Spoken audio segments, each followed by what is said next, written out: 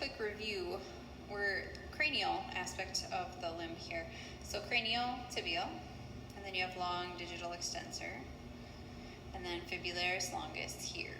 So we've already done all of those muscles, so now we're looking at the caudal group here. We're going to start with gastrocnemius, and so you have two heads to the gastrocnemius, and here is the lateral head. And then if I lift up the limb a little bit, hopefully, there we go, we can see the medial head here. But also in between those two heads is the superficial digital flexor. And so we're going to have to be careful when we are dissecting the gastrocnemius. So I usually come down actually to the tendons. And if I can, so this tendon is actually the superficial digital flexor that's coming out between the two heads of the gastrocnemius. So I usually start there and work my way up and kind of separate that out so I don't end up cutting my superficial digital flexor when I don't mean to. Okay.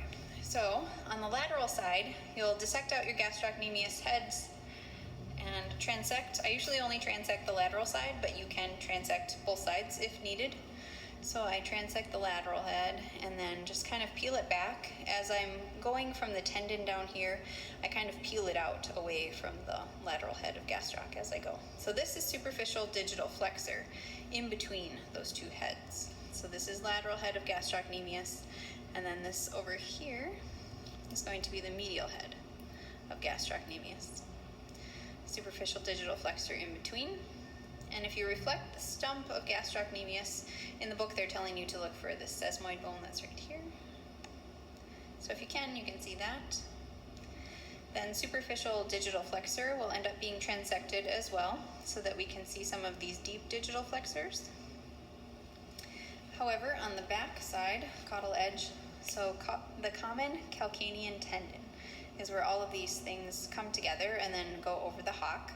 So you want to try and slip the superficial digital flexor tendon off of the hock there and see the calcaneal bursa right there. So that shininess underneath the tendon. So usually you can go to one side or the other, either lateral or medial, just on either side of that superficial digital flexor tendon and peel it off, and you'll be able to see that.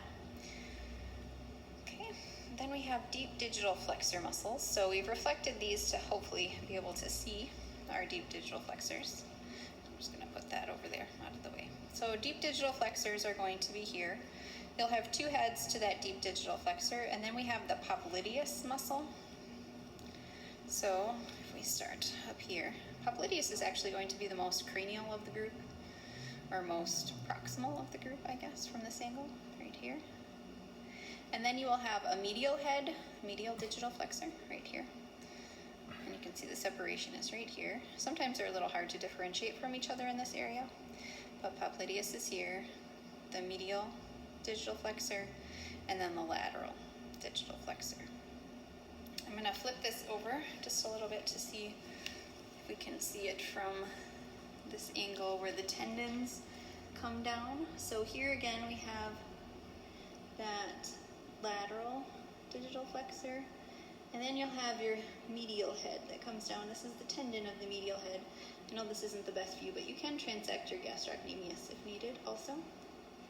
And then those two tendons actually go through and join. So you have your flexor retinaculum, just like we did in the forelimb. You have a flexor retinaculum here holding those tendons in place. And so you're just going to cut through that and then hopefully be able to pull those out of there. So the deep digital flexor here. So this one is going to be the lateral head, and then the other part is the medial head. But you can see they come together right there. So both together there, coming together just below the hock there. So those are the deep digital flexors. And then there's one tiny little muscle that usually we don't see too much in the dog, but this tiny little tendon is the caudal tibial tendon of the muscle. In the cat, it will be a little more appreciable, but that's the caudal tibial.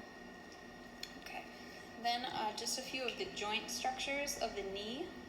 So you'll be doing joints on one of the animals in your group, and it's kind of a destructive procedure, so I'll just point out a few of the items. We're on the lateral side, so this is the stifle joint, and this is going to be the lateral collateral ligament of the stifle joint. And then you can also see right here is the lateral meniscus. Right there. And then if I flip our biceps over, you're again looking at that patella and patellar ligament. If I can turn the limb here a little bit. And so the patella, if you flip this down and cut across your quadriceps, there's the patella, and the patellar ligament obviously attached to it. I'm going to pull that down, and then here, maybe I'll go to the other side and pull this back so you can see inside the knee. So here you're going to have your cruciate ligaments. So the one inserting cranially on the tibia, so this one right here, is the cranial cruciate. And the other one that you see going caudally, it will insert caudally on the tibia, so that is going to be the caudal cruciate ligament. Then here you have your medial meniscus, and then you go a little bit further and you have, if I can get, there we go, the medial collateral ligament of the stifle joint. Then in the hip area, just a couple of things that I can point out on this dog. So you kind of have to dig and pull out some fascia, but you'll be able to see this is the hip joint. And here you can see that ligament of the femoral head right there. It's attaching to the head of the femur right here. So ligament of the femoral head. And then in your acetabulum, you have your transverse acetabular ligament right here. And that should be it, I believe, for things I can